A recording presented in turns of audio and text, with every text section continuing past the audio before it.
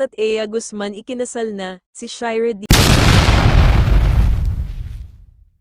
Diaz at Ea Guzman ikinasal na, si Shira Diaz at Ea Guzman ay 12 years na magkarelasyon at ngayon ay isa na silang ganap na mag-asawa.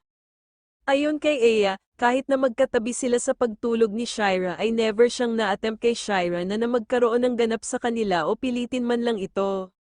Saad pa niya ay nirerespito umano niya ang desisyon ni Shira at ayon pa kay Shira na kung mahal siya nito ay makapag-aantay siya.